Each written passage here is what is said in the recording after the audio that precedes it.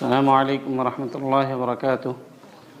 الحمد للہ رب العالمین والصلاة والسلام علی رسولہ الامین محمد وعلی آلہ وصحبہ اجمعین، اما بعد۔ ہر قسم کی حمد و ثنا، تعریف و توصیف اللہ رب العزت ذوالجلال کے لیے لائق و زیبا ہے، اور درود و سلام ہو نبی اکرم صلی اللہ علیہ وسلم پر۔ ہم نے 10 نکات، تقریباً 10 پوائنٹ جو امام بربہاری رحمہ اللہ نے عقیدے کے تعلق سے بیان کیے تھے، اسے آپ کے سامنے شرح و بسط کے ساتھ رکھا ہے۔ آج انشاءاللہ 11ویں پوائنٹ سے ہم اپنی بات شروع کریں گے، جس میں امام بربہاری رحمہ اللہ فرماتے ہیں کہ اور اللہ آپ پر رحم فرمائے، جان لو کہ رب سبحانہ و تعالی کے بارے میں کلام کرنا نیا طریقہ ہے، جو کہ بدعت اور گمراہی ہے۔ رب کے بارے میں کلام کرنا یعنی اللہ رب العالمین کی صفات کے سلسلے میں بیجا کلام کرنا، تعویل کرنا بدعتیوں کے طریقے پر، یہ بدعت اور گمراہی ہے، کیونکہ اللہ رب العالمین کی صفات کا ذکر قرآن مجید میں ہے اور احادیث رسول میں ہے۔ یہ چیز نبی صلی اللہ علیہ وسلم نے صحابہ کرام کو بتائی، اور صحابہ کرام نے اس پر آمنا و صدقنا کہا، کیوں، کیسے، اور بغیر کسی تعویل کے اس کے اوپر ایمان لایا، نہ اس کے تعلق سے زیادہ سوال کیا، نہ اس پر بحث و مباحثہ اور جدال کیا۔ رب تعالیٰ کے بارے میں صرف وہی بات کی جا سکتی ہے جو اس نے خود اپنی صفت قرآن مجید میں بیان فرمائی ہے، یعنی اللہ کے لیے اللہ کی جن صفات کا ذکر قرآن مجید میں آیا ہے، اور جو کچھ رسول اللہ صلی اللہ علیہ وسلم نے اپنے صحابہ رضی اللہ عنہم اجمعین سے بیان کیا ہے، وہی صفات اللہ کے لیے ثابت کی جا سکتی ہے، یعنی اللہ کی جن صفات کا ذکر قرآن میں آیا ہے اور اللہ رب العالمین کی جن صفات کا ذکر نبی صلی اللہ علیہ وسلم نے احادیث مبارکہ میں کیا ہے، انہی صفات کو اللہ کے لیے ثابت کیا جا سکتا ہے۔ اس کا انکار نہیں کیا جا سکتا، اس کی کیفیت بیان نہیں کی جا سکتی، اور نہیں اسے مخلوق سے مشابہ قرار دیا جا سکتا ہے۔ اس پر ویسے ہی ایمان لائیں جیسے کہ اللہ اس کے رسول نے بتایا ہے، اس کے حقیقی معنی پر بھی ایمان لانا ضروری ہے۔ اللہ نے قرآن مجید میں فرمایا، اس جیسی کوئی چیز نہیں، لیس کمثلہ شیء، اللہ کے جیسی کوئی چیز نہیں، اللہ کے مشابہ، اس کا ہمسر کوئی بھی چیز نہیں۔ پھر اللہ نے کہا وَهُوَ السَّمِيعُ الْبَصِيرُ، اللہ سننے والا بھی ہے اور دیکھنے والا بھی ہے۔ اللہ رب العالمین سننے والا بھی ہے اور دیکھنے والا بھی ہے۔ ہمارا رب اول ہے، کب کے بغیر، اور آخر ہے، انتہا کے بغیر۔ وہ راز اور نہایت پوشیدہ چیزوں کو جانتا ہے، اور وہ اپنے عرش پر مستوی ہے، اس کا علم ہر جگہ ہے، کوئی بھی جگہ اس کے علم سے خالی نہیں ہے، کوئی بھی جگہ اس کے علم سے خالی نہیں ہے۔ اور اللہ رب العالمین کے صفات کے بارے میں کیسے اور کیوں جیسے سوالات وہی شخص کرتا ہے جو اللہ رب العالمین کے بارے میں شک کرنے والا ہوتا ہے، جو اللہ رب العالمین کے بارے میں شک کرنے والا ہوتا ہے۔ اللہ رب العالمین کے صفات میں سے ایک صفات العلیم ہے، جاننے والا۔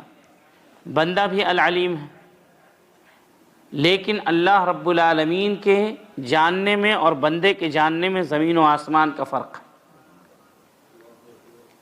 اللہ رب العالمین علیم ہے، ہر ایک چیز کو جانتا ہے بغیر کسی حد کے، کوئی چیز اس کا احاطہ نہیں کر سکتی۔ اللہ رب العالمین نے ہر چیز کا احاطہ کیا ہوا ہے، اس کا علم ہر چیز کو محیط ہے، لیکن بندے کا علم اتنا محدود ہے کہ دیوار کے پیچھے کیا ہو رہا ہے اسے پتہ نہیں، خود اس کے گھر میں اس کے بچے کیا کر رہے ہیں اس کو پتہ نہیں۔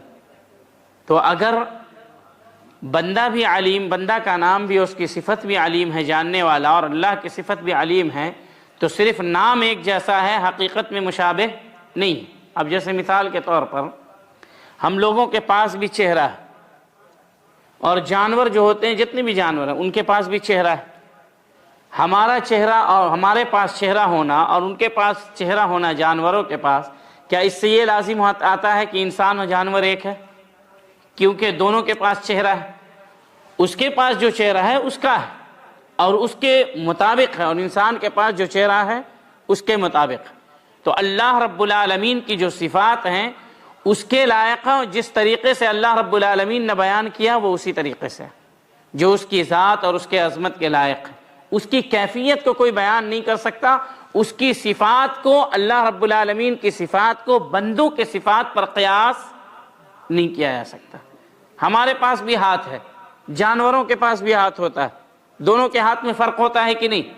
ہاتھ نام ہونے سے دونوں کا ایک جیسا ہونا لازم نہیں آتا ہے۔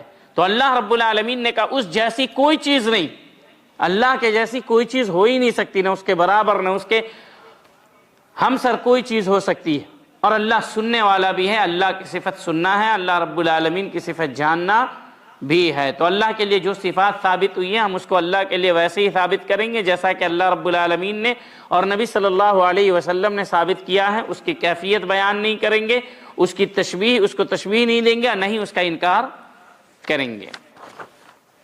اس کے بعد کہتے ہیں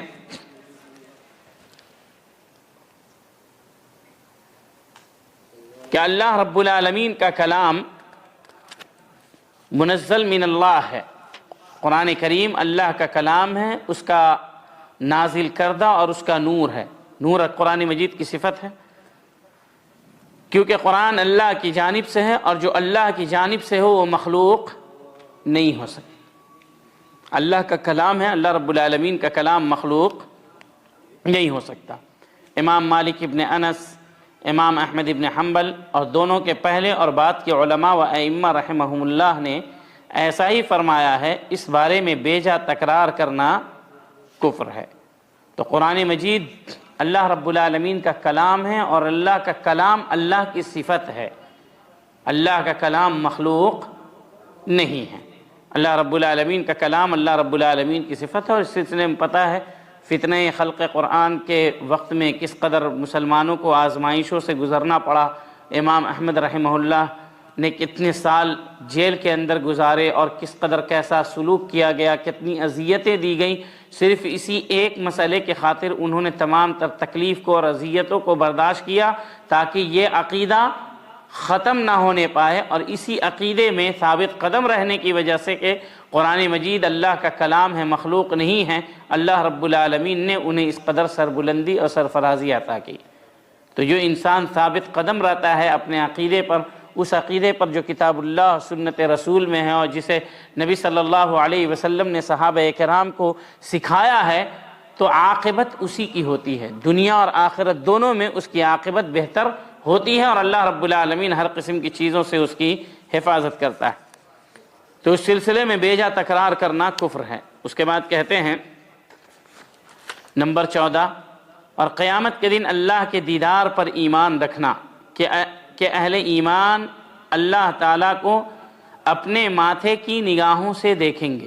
اہل ایمان جو اللہ پر ایمان رکھنے والے ہیں، مسلمان، وہ کل قیامت کے دن اللہ رب العالمین کو اپنی دونوں آنکھوں سے دیکھیں گے، اس آنکھوں سے اللہ کا ان آنکھوں سے دیدار کریں گے، اور وہ کسی آڑ اور ترجمان کے بغیر ان کا حساب لے گا، یعنی بندے کے درمیان اور اللہ کے درمیان کوئی ٹرانسلیٹر نہیں ہوگا۔ اللہ رب العالمین ڈائریکٹ بات کرے گا مومن بندوں سے، کیونکہ کفار کے سلسلے میں اللہ رب العالمین نے قرآن مجید میں فرمایا ہے کلا انہم عن ربہم یومئذ لمحجوبون، کہ کل قیامت کے دن کفار اور اللہ رب العالمین کے درمیان آڑ ہوگی، اللہ رب العالمین انہیں اپنے دیدار سے محروم رکھے گا۔ تو جنت بہت بڑی نعمت ہے، بہت بڑی، دنیا کی جتنی بھی نعمتیں ہیں، آخرت کی جتنی بھی نعمتیں ہیں، ان نعمتوں میں سے جو بڑی بڑی نعمتیں ہیں اس میں سے جنت بہت بڑی نعمت ہے۔ جب انسان جنت میں جائے گا تو جنت میں جانے کے بعد اللہ رب العالمین اس سے پوچھے گا اور کچھ چاہیے؟ تو وہ کہے گا اے اللہ تو نے ساری چیزیں دے دی، اب کیا چاہیے؟ تو اللہ رب العالمین کہے گا کہ آج سے میں تجھ سے راضی ہو گیا، کبھی ناراض نہیں ہوں گا۔ اور اس کے بعد، اس رضا کے بعد ایک اور نعمت ہوگی جو جنت سے اور اللہ کی رضا سے بڑھ کر کے ہوگی، وہ اللہ رب العالمین کا دیدار ہوگا۔ اور اللہ رب العالمین کا دیدار یقیناً اتنی بڑی نعمت ہوگی کہ اس نعمت کے سامنے مسلمان تمام نعمتوں کو بھول جائیں گے۔ بھلا جس سے انسان اتنی زیادہ ایک مسلمان محبت کرتا ہے، جس کے خاطر سلف صالحین نے، ان صحابہ کرام نے اور دیگر لوگوں نے اتنی مشقتیں برداشت کی، اتنی پریشانیاں برداشت کی اور غیبی طور پر ایمان رکھا اور اللہ رب العالمین کی ہر بات کی تصدیق کی، تو جس سے محبت کرتا ہے انسان اور مسلمان، اللہ رب العالمین اسے اپنا دیدار کرائے گا، تو یقیناً تمام خوشیوں سے بڑھ کر کے اس کی خوشی اللہ رب العالمین کے دیدار میں ہوگی۔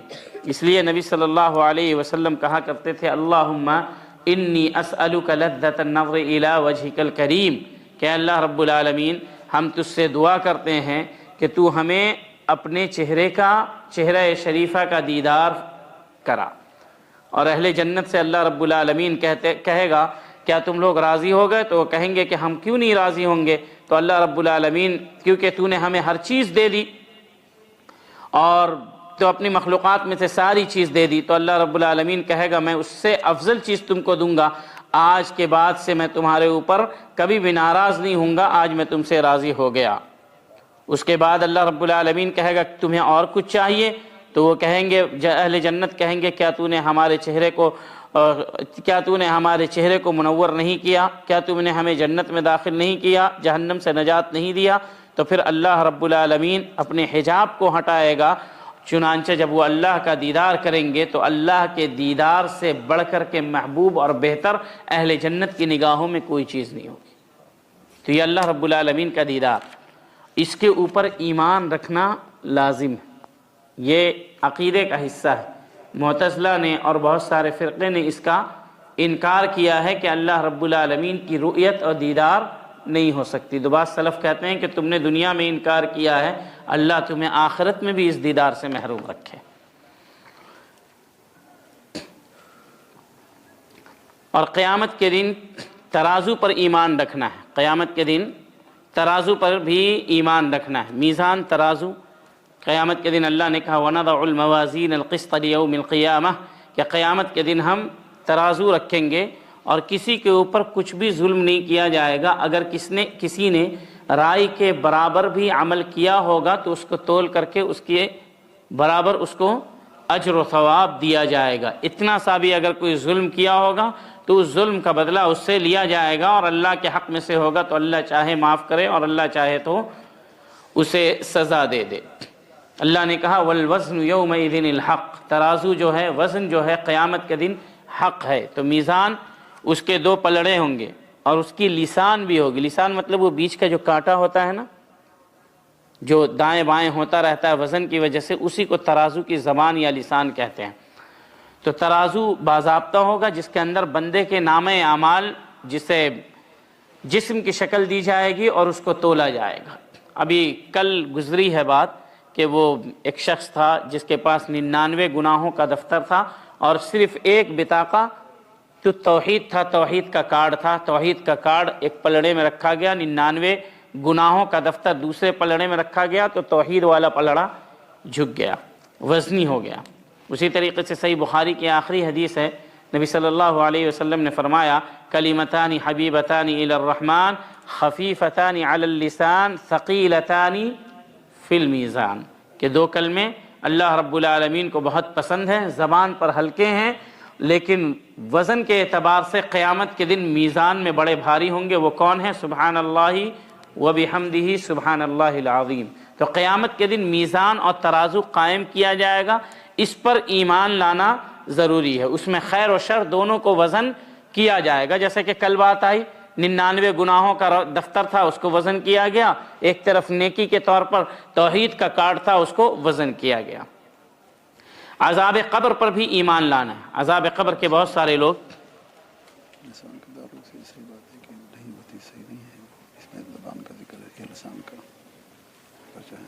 حدیث صحیح نہیں ہے، اس میں تو لکھا انہوں نے، بس وہ صالح فوزان کہتے ہیں کہ وہ کانٹا ہے۔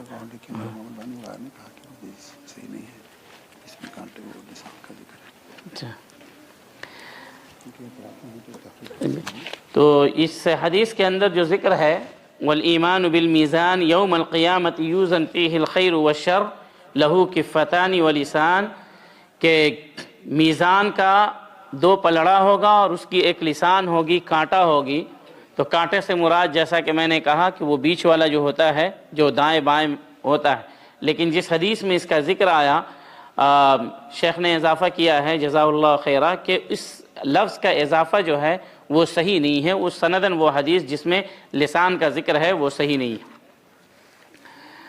اور عذاب قبر پر ایمان رکھنا ہے، قبر کے عذاب پر کہ عذاب قبر ہوگا، حق ہے، اور اس کے اوپر ایمان رکھنا ہے۔ بہت سارے لوگ اس کا انکار کرتے ہیں کہ قبر میں کوئی عذاب نہیں ہوگا، جبکہ اللہ رب العالمین نے قرآن مجید میں فرمایا النار یعرضون علیہا غدوا وعشیا، کہ اہل فرعون جو ہیں، جو فرعون کے ساتھی، ان کے اوپر صبح و شام آگ پیش کی جاتی ہے۔ النار یعرضون علیہا غدوا وعشیا یوم تقوم الساعة ادخلوا آل فرعون اشد العذاب۔ تو عذاب قبر قرآن سے بھی ثابت ہے اور حدیث سے بھی ثابت ہے، اور اہل سنت کا اجماعی مسئلہ ہے کہ قبر میں عذاب ہوگا۔ جسم کو عذاب ہوگا کہ نہیں ہوگا، روح کو عذاب ہوگا کہ نہیں ہوگا؟ تو صحیح بات جو شیخ الاسلام ابن تیمیہ رحمہ اللہ نے لکھی ہے کہ جسم کو بھی عذاب ہوگا اور روح کو بھی عذاب ہوگا، جسم کو بھی عذاب ہوگا اور روح کو بھی عذاب ہوگا۔ منکر نکیر کے اوپر بھی ایمان رکھنا ہے۔ منکر نکیر 2 فرشتوں کا نام، جو فرشتے آئیں گے مرنے کے بعد حساب لینے کے لیے، مرنے کے بعد حساب لینے کے لیے آئیں گے، اور دونوں فرشتے کالے ہوں گے، آنکھیں نیلی ہوں گی، اور ایک کو منکر کہا جاتا ہے، دوسرے کو نکیر کہا جاتا ہے۔ وہی آ کر کے سوال کریں گے من ربک ما دینک من نبیک، اور اس شخص کے بارے میں تم کیا کہتے ہو الذی بعث فیکم۔ تو منکر نکیر کے اوپر بھی ایمان رکھنا ہے کہ وہ ہم سے سوال کریں گے۔ تو چنانچہ جو انسان ایمان والا ہوگا، سوال میں کامیاب ہو جائے گا، اللہ رب العالمین اس کے اوپر آسانی کرے گا، اس کی قبر میں کشادگی کر دی جائے گی، اس کو وہاں سے اس کی جنت دکھائی جائے گی۔ یعنی دنیا میں جتنے بھی انسان پیدا ہوئے ہیں، جتنے، سب کی ایک سیٹ جنت میں ہے اور سب کی ایک سیٹ جہنم میں ہے، سب کی۔ جیسا کہ حدیث میں ذکر ہے، طویل حدیث ہے، کہ اگر جنتی ہوگا تو اس کو پہلے جہنم دکھائی جائے گی کہ وہ جگہ دیکھو، وہاں پر تمہاری جگہ تھی، اگر تم برائی کرتے تو اسی جگہ پر جاتے، لیکن چونکہ تم نے اللہ اور اس کے رسول کے طریقے پر چل کر کے دکھایا، دنیا میں بہت ساری قربانیاں دی، تو اب یہ جنت دیکھو، وہ جو جگہ ہے وہاں پر اللہ رب العالمین نے تمہاری جگہ رکھی۔ اور جو لوگ برے ہوں گے، جہنمی ہوں گے، پہلے انہیں جنت دکھائی جائے گی کہ دیکھو وہ جو جگہ ہے جنت میں، اسے تم نے مس کر دیا، وہ جگہ تمہاری تھی، لیکن چونکہ تم نے اللہ اور اس کے رسول کی نافرمانی کی، تو اب اللہ رب العالمین نے تمہاری جہنم میں وہ جگہ مقرر کی ہے، اب تم وہیں جاؤ گے۔ اور پھر اس کے بعد عذاب کا سلسلہ اس کے ساتھ شروع ہوگا، اور مؤمنین کو کہا جائے گا کہ سو جاؤ، وہ آرام سے سو جائیں گے۔ تو اگر کوئی کہتا ہے کہ چین و سکون کب ملے گا، دنیا میں چین و سکون نہیں۔ اگر صرف پیسہ ہی چین و سکون ہوتا تو مالدار جتنے تھے وہ کبھی بیماریوں سے نہ مرتے۔ سکون اس قدم پہ ہیں، اس پہلے قدم میں ہے جو آپ قبر میں رکھیں گے۔ چنانچہ امام احمد رحمہ اللہ سے پوچھا گیا متی الراحہ، انسان کو راحت اور سکون کب ملے گا؟ تو انہوں نے کہا اول قدم یضعها الرجل فی القبر، کہ انسان جیسے قبر میں داخل ہوگا، مومن ہے تو چین کی نیند سوئے گا، سکون سے رہے گا۔ تو سکون اس دنیا میں نہیں ہے، اطمینان اور سکون دین عمل پر، دین اسلام پر عمل کرنے میں، اللہ کی رضا کو تلاشنے میں ہے۔ یہ سکون کے حصول کا ذریعہ ہے، اس سکون کا جس کے بعد کوئی پریشانی نہیں ہوگی، وہ جنت کا سکون ہے۔ تو اگر ایک دم سکون چاہیے، کسی قسم کی کوئی پریشانی نہیں، کوئی ٹینشن نہیں، کوئی غم نہیں، تو وہ سکون اللہ نے جنت میں رکھا ہے۔ دنیا آزمائش کے لیے، اختبار کے لیے ہے۔ الذی خلق الموت والحیات لیبلوکم ایکم احسن عملا، کہ جس نے موت اور حیات کو، اس دنیا کو صرف اور صرف آزمائش کے لیے پیدا کیا ہے، کون اچھا عمل کرتا ہے، کون یہاں قربانی دیتا ہے وہاں سکون حاصل کرنے کے لیے۔ تو یہاں پر سکون کی تلاش میں رہیں گے، قربانی نہیں دیں گے تو پھر وہاں سکون نہیں ملے۔ تو یہاں قربانی خواہشات کی دینی پڑے گی، اپنے اوقات کی، اپنے مال کی، بہت ساری چیزوں کی قربانی دے کر کے اللہ کو خوش کرنا پڑے گا، تو پھر جا کر کے ایسی جنت ملے گی جہاں پر صرف سکون ہی نہیں ہوگا، بلکہ نہ وہاں پر بڑھاپا ہوگا نہ موت ہوگی، اور وہاں پر رب کا دیدار ہوگا اور نبی اکرم صلی اللہ علیہ وسلم سے ملاقات ہوگی۔ تو منکر نکیر کے اوپر ایمان رکھنا ہے اور یہ حق ہے، اور نبی صلی اللہ علیہ وسلم کے حوض پر ایمان رکھنا ہے۔ حوض قیامت کے دن ہوگا، جب فیصلہ ہو رہا ہوگا اس وقت میں حوض ہوگا۔ حوض میں اور حوض کوثر میں فرق ہے، حوض میں اور حوض کوثر میں فرق ہے۔ اصل میں کوثر کوثر کو کہتے ہیں اور حوض حوض کو کہتے ہیں۔ حوض کوثر کوئی چیز نہیں، لیکن لوگ ملا کر کے بولتے ہیں، تو اس اعتبار سے دیکھا جائے تو حوض الگ ہوتا ہے، اور حوض کوثر جس کو ہم کہتے ہیں، جس کوثر کے نام سے جانتے ہیں، وہ جنت میں ہوگی۔ انا اعطیناک الکوثر، یہ جو انعام ہے، یہ کوثر جو ہے وہ جنت میں ہوگی، اور اسی جنت کے کوثر سے میزاب پرنالہ اس حوض میں قیامت کے دن گر رہا ہوگا جہاں نبی صلی اللہ علیہ وسلم پلا رہے ہوں گے۔ تو یہ فرق علماء نے کیا ہے۔ اور وہ حوض کتنا بڑا ہوگا؟ تقریباً انسان 1 مہینے کی مدت جتنا چل کر کے جا سکتا ہے، 1 مہینہ چلتا رہے چلتا رہے چلتا رہے، تو جتنا چل کر کے جا سکتا ہے، ایک طرف کی لمبائی اس حوض کی اتنی ہوگی۔ اور وہاں پر جو پیالے ہوں گے، کاس، پینے والے کپ جو ہوں گے، اس کی تعداد ستاروں سے بھی زیادہ ہوگی۔ لیکن نبی صلی اللہ علیہ وسلم سے اس دن اس حوض سے اسی شخص کو ملے گا جس نے بدعت نہیں کی ہوگی، جس نے شرک نہیں کیا ہوگا، جو نبی صلی اللہ علیہ وسلم کے طریقے کو چھوڑ کر کے بدعتی طریقے کو نہیں اپنایا ہوگا۔ چنانچہ صحیح روایت ہے کہ نبی کریم صلی اللہ علیہ وسلم چند لوگوں کو دیکھیں گے، ان کو لے جایا جا رہا ہوگا۔ نبی کریم صلی اللہ علیہ وسلم کہیں گے اسیحابی اسیحابی، یہ میرے ساتھی ہیں، ان کے لیے راستہ چھوڑا جائے، انہیں لایا جائے۔ تو جو فرشتے ان کے ساتھ ہوں گے وہ کہیں گے انک لا تدری ما احدثوا بعدک، کیا آپ کو نہیں پتا آپ کے جانے کے بعد ان لوگوں نے دین میں کتنی نت نئی چیزوں کو ایجاد کیا یا ایجاد بندہ رسومات پر عمل کیا۔ جب نبی کریم صلی اللہ علیہ وسلم سنیں گے تو غصے میں آ جائیں گے اور کہیں گے سحقن سحقن لمن غیر وبدل، کہ جاؤ بربادی ہو، دھتکارے جاؤ تم لوگ، تم نے میرے بعد دین کو بدل کر کے رکھ دیا، تم میرے حوض سے پینے کے لائق نہیں۔ تو بدعتی نہیں پی پائیں گے، اسی طریقے سے بے نمازی بھی نہیں پی پائیں گے، جو بے نمازی ہوں گے نہیں پی پائیں گے۔ چنانچہ اسی حدیث میں ہے کہ صحابہ کرام نے پوچھا کہ اللہ کے رسول، اتنی بھیڑ ہوگی، ہر امت کے لوگ ہوں گے، اتنی تعداد ہوگی، آپ ہمیں پہچانیں گے کیسے؟ تو نبی صلی اللہ علیہ وسلم نے فرمایا کہ آثار وضو سے، وضو کا جو اثر ہوگا اس سے میں پہچانوں گا۔ اور وضو آدمی کیوں کرتا ہے؟ نماز پڑھنے کے لیے، بآثار الوضو۔ تو وضو سے نبی صلی اللہ علیہ وسلم پہچانیں گے میری امت کا شخص ہے، اور کہیں گے آج۔ تو اس دن بھی آئیڈینٹی ہوگی ہر انسان کی، نبی سے ملاقات ہوگی، حوض کے اوپر جائیں گے، وہاں پیئیں گے، تو وہاں جا کر کے پینے کے لیے، نبی سے ملاقات کرنے کے لیے قیامت کے دن نماز کی پابندی ضروری ہے، بدعت اور اہل بدعت سے دوری ضروری ہے، اور سب سے پہلے موحد بننا ضروری ہے۔ تبھی جا کر کے قیامت کے دن حوض سے نبی صلی اللہ علیہ وسلم کے پاس جا کر کے آپ پی سکتے ہیں۔ تو نبی صلی اللہ علیہ وسلم کے حوض کی، اور بلکہ یہ بھی کہ قیامت کے دن کیسا دن ہوگا؟ قیامت کا یہ جو چند میل کی دوری پہ یہ سورج ہوگا۔ گرمی کے زمانے میں آدمی نکلتا ہے 1-2 کلومیٹر، چلتا نہیں ہے، بلکہ نکلے باہر پیاس لگ جاتی ہے۔ اس دن لوگ پسینے میں ڈوبے ہوں گے اپنے اپنے گناہوں کے اعتبار سے، اور ہر آدمی نفسی نفسی کے عالم میں ہوگا۔ نفسی نفسی کا مطلب صرف اپنے چکر میں ہوگا کہ میں کیسے بچ جاؤں۔ ایسی صورت میں جو موحد ہوں گے، نمازی ہوں گے، اور جنہوں نے بدعت اور اہل بدعت سے دوری اختیار کی ہوگی، نبی صلی اللہ علیہ وسلم کے پاس جا کر کے، نبی صلی اللہ علیہ وسلم کے حوض کے پاس جا کر کے اپنی پیاس بجھائیں گے۔ اور نبی صلی اللہ علیہ وسلم نے فرمایا کہ جو ایک مرتبہ پی لے گا پھر وہ اسے پیاس ہی نہیں لگے گی پورے قیامت۔ اور قیامت کا ایک دن کتنا کا ہوگا؟ 50,000 سال کے برابر.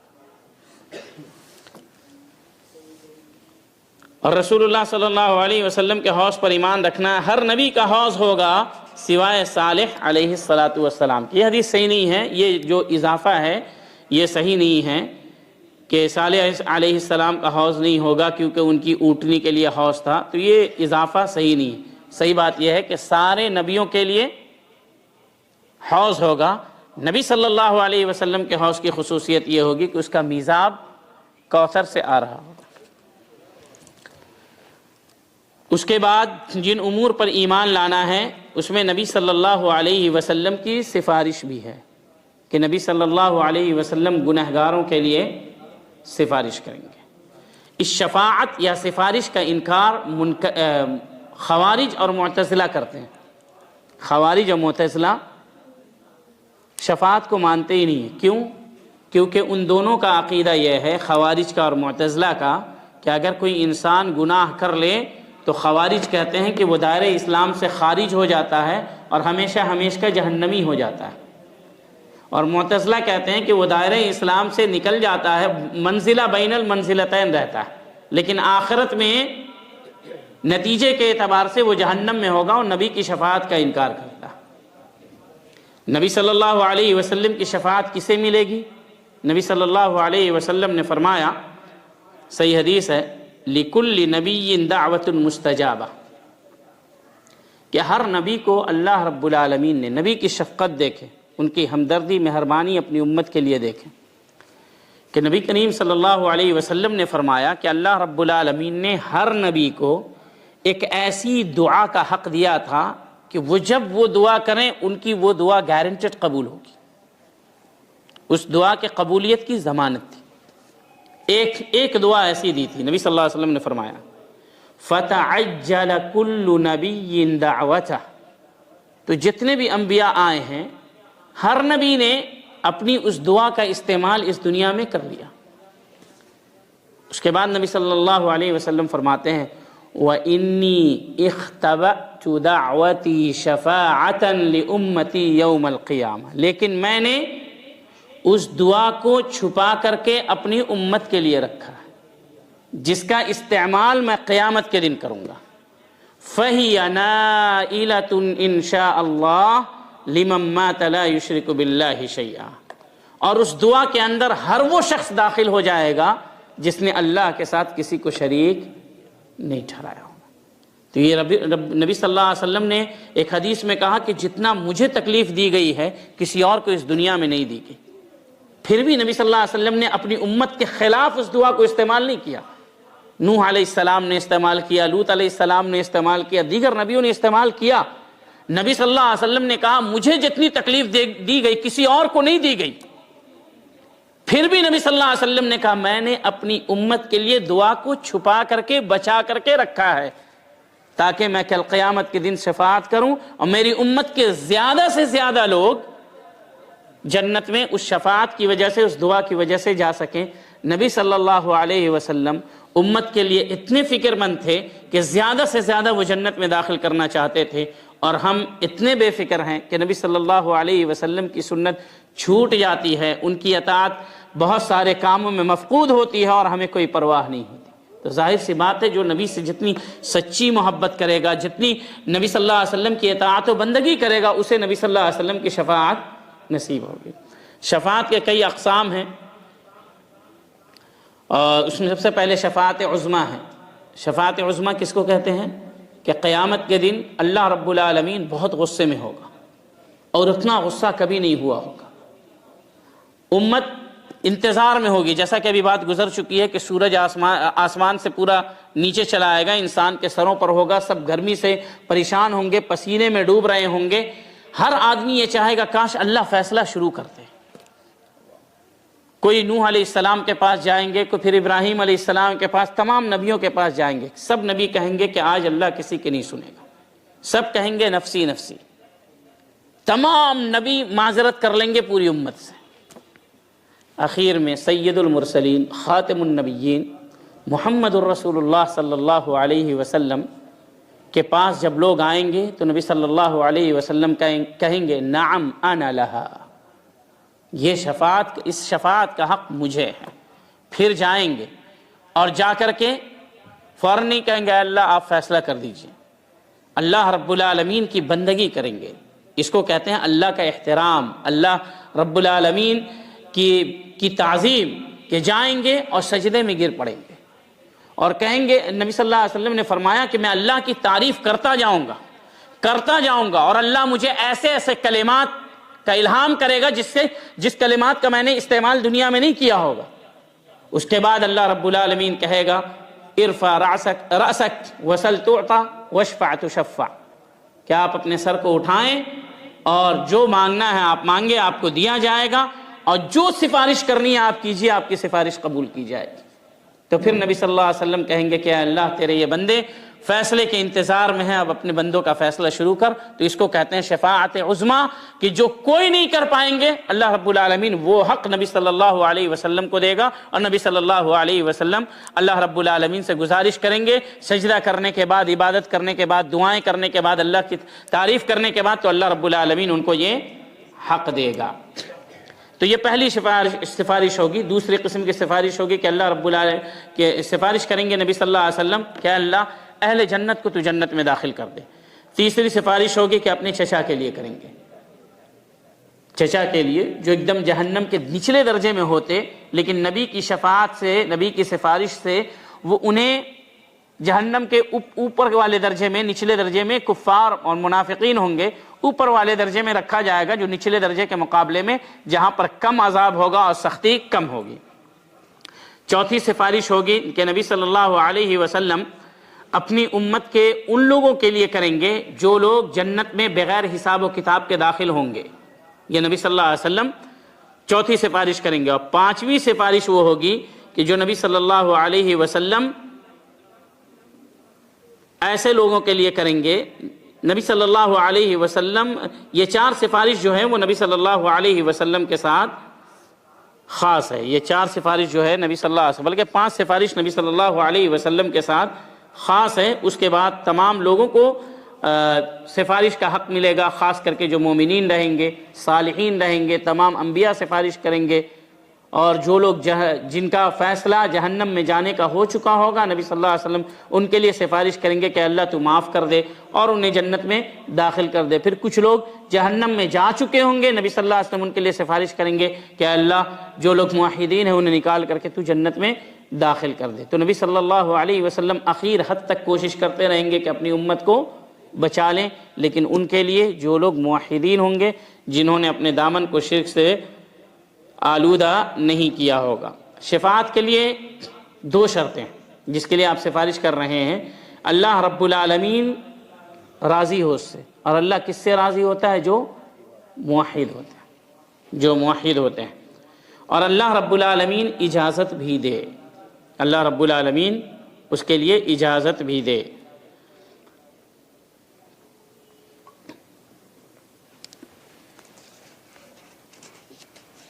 اور ایک حدیث میں نبی صلی اللہ علیہ وسلم نے فرمایا اسعد الناس بشفاعتی یوم القیامہ من قال لا الہ الا اللہ ولا یشرک باللہ شیئا، کہ جس نے لا الہ الا اللہ کہا اور اللہ کے ساتھ کسی کو شریک نہیں ٹھہرایا، وہ قیامت کے دن میری شفاعت کا حقدار ہوگا۔ تو توحید پہلی بنیاد ہے، عقیدہ توحید، یعنی جس نے غیر اللہ کو سجدہ نہیں کیا ہوگا، قبروں کی پوجا نہیں کی ہوگی، غیروں کو سجدہ نہیں کیا ہوگا، نظر و نیاز، منت، یہ تمام چیزوں سے اپنے آپ کو بچا کر کے رکھا ہوگا، اللہ کی توحید پر قائم رہا ہوگا، گرچہ گناہ بھی رہے ہوں گے تو اللہ کے نبی صلی اللہ علیہ وسلم کی شفاعت اسے حاصل ہوگی، اللہ رب العالمین کی شفاعت اسے، نبی صلی اللہ علیہ وسلم کی شفاعت اسے ملے گی۔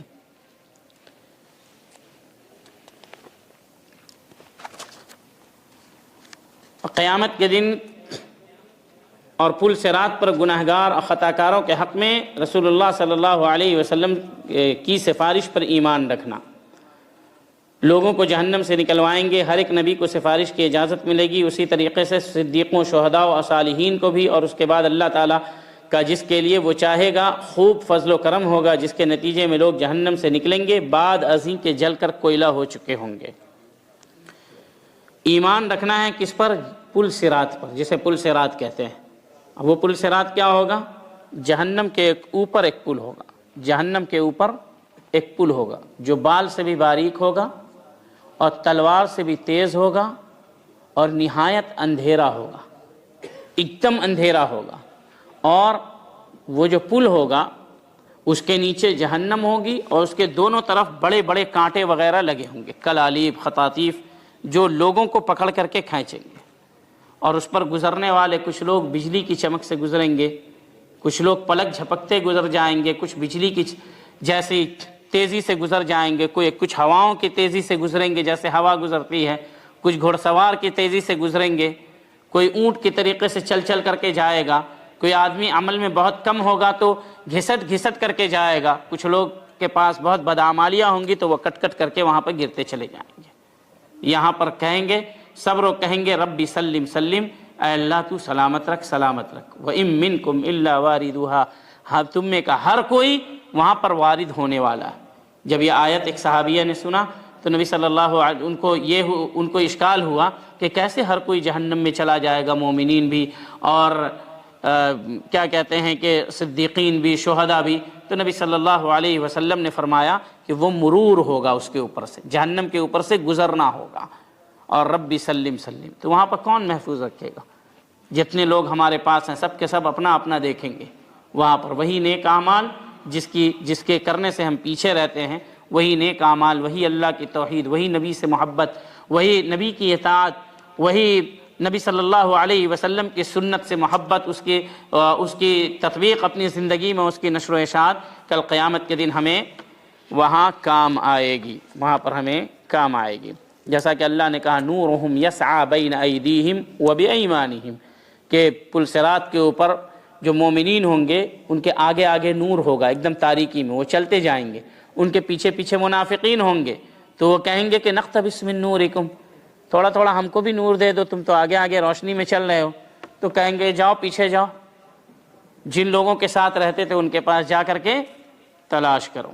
جو صراط کے اوپر، پل صراط کے اوپر جو جہنم پر ہوگا اس پر ایمان لانا ضروری ہے، یا اللہ رب العالمین جسے چاہے گا پل صراط پر پکڑ لے گا، جسے چاہے گا، اور جسے اللہ چاہے گا اسے گزار دے گا، اور جسے اللہ چاہے گا وہ جہنم میں گر جائے گا، اور ان کے پاس ان کے ایمان کے بقدر روشنیاں ہوں گی، یعنی جو جس قدر زیادہ مومن ہوگا، موحد ہوگا، اسی قدر پل صراط پر اسے روشنی حاصل ہوگی۔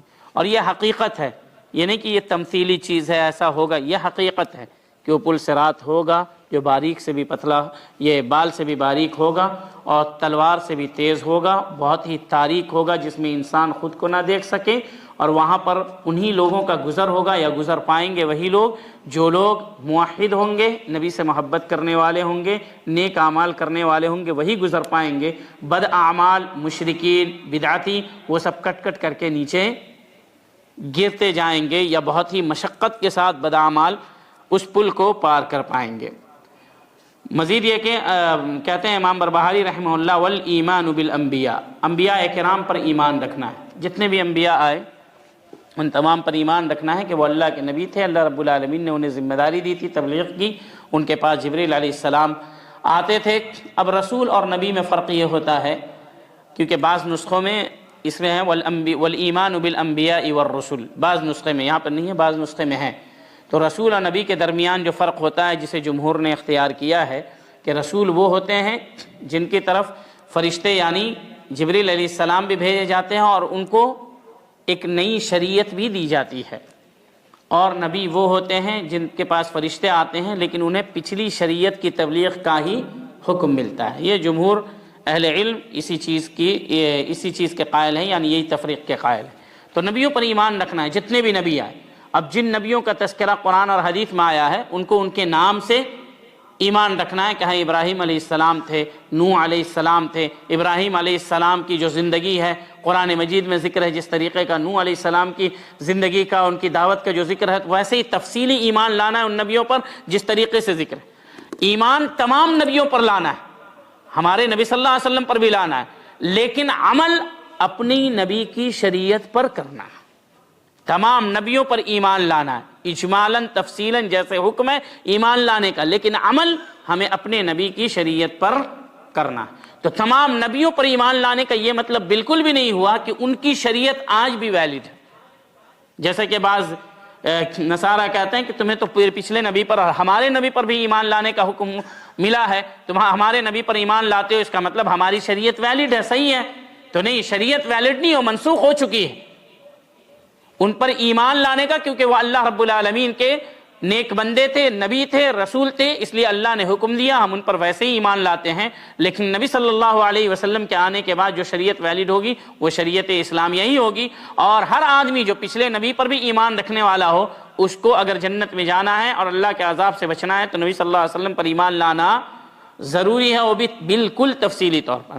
اور فرشتوں پر ایمان رکھنا ہے۔ فرشتوں پر ایمان رکھنے کے سلسلے میں کہ جتنے فرشتوں کا ذکر آیا اور انہیں جو ذمہ داریاں دی گئی، بعض فرشتے ہیں جو روح قبض کرنے والے ہیں، بعض فرشتے قبر میں آتے ہیں، بعض فرشتے اللہ رب العالمین انسانوں کے ساتھ لگا کر کے رکھتا ہے، بعض فرشتے بارش برسانے کے اوپر مامور ہیں، بعض فرشتے سور پھونکنے کے اوپر مامور ہیں۔ تو جن فرشتوں کا جن نام کا تذکرہ آیا، ان کو ان نام کے ساتھ، ان کی ذمہ داریوں کے ساتھ ایمان رکھنا۔ جو چیزیں صحیح حدیث سے ثابت ہیں کہ ہاں اللہ کے فرشتے ہیں جنہیں اللہ رب العالمین نے نور سے پیدا کیا ہے، اللہ رب العالمین کی وہ کبھی بھی نافرمانی نہیں کرتے، جو ذمہ داریاں ان کو اللہ رب العالمین نے دی ہے وہ اس کو ادا کرتے رہتے ہیں۔ اور جو صفات ذکر ہوئے ہیں فرشتوں کے کہ ان کے پاس پر ہوتے ہیں، کسی کے 2 پر ہیں، کسی کے 4 پر ہیں، فجبریل علیہ السلام کے 600 پر تھے، 600، اور ایک پر اتنا بڑا تھا کہ جب نبی صلی اللہ علیہ وسلم نے اجیاد صد میں مکہ میں دیکھا تھا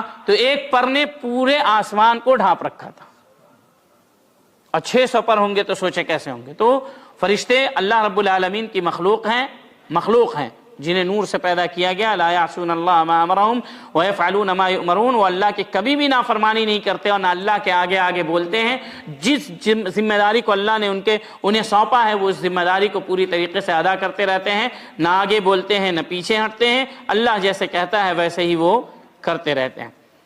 اور اس بات پر ایمان لانا ہے کہ جنت حق ہے، یعنی جنت حق ہے، جنت کا وجود ہے، جنت کی جن صفات کا ذکر قرآن میں آیا اور حدیث میں آیا ہے وہ تمام صفات حق ہیں، اور جنت کے اندر جو نعمتیں ہوں گی ان نعمتوں کا صرف جو نام ذکر کیا جاتا ہے کہ فلاں فلاں چیز ہوگی، تو دنیا کی نعمتوں سے صرف مشابہت ہے، حقیقت میں دونوں کا کوئی مقابلہ نہیں، کیونکہ اس کا تصور انسانی ذہن یا دل دماغ کے اوپر نہیں گزر سکتا۔ مزید اس بات پر ایمان رکھنا ہے کہ جہنم ہے جہاں پر اللہ رب العالمین عذاب دے گا، اور جہنم کی جن صفات کا ذکر قرآن میں آیا اور حدیث میں آیا اس کے اوپر بھی ایمان رکھنا واجب ہے۔ تو جنت اور جہنم پر ایمان رکھنا ہے، اور ساتھ میں یہ بھی ایمان رکھنا ہے کہ جنت اور جہنم کبھی بھی فنا نہیں ہوگی، ہمیشہ باقی رہے گی۔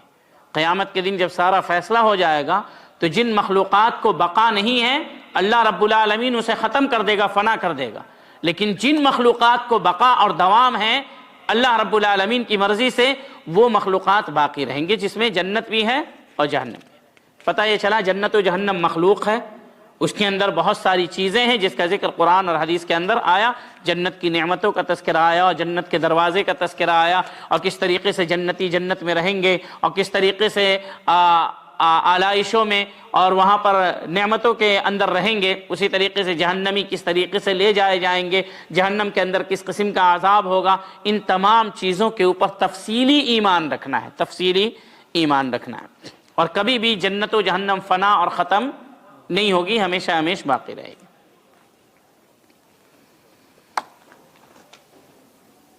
اللہ تعالیٰ اہل جنت کی تعداد اس میں داخل ہونے والوں کو، اسی طرح اہل جہنم کی تعداد اور اس میں داخل ہونے والوں کو بخوبی جانتا ہے، یعنی جنت میں کتنے لوگ داخل ہوں گے اور جہنم میں کتنے لوگ داخل ہوں گے، اللہ رب العالمین کو اس چیز کا علم ہے، اور اللہ رب العالمین کو تو ہر چیز کا علم ہے، اللہ رب العالمین کو ہر چیز کا علم ہے۔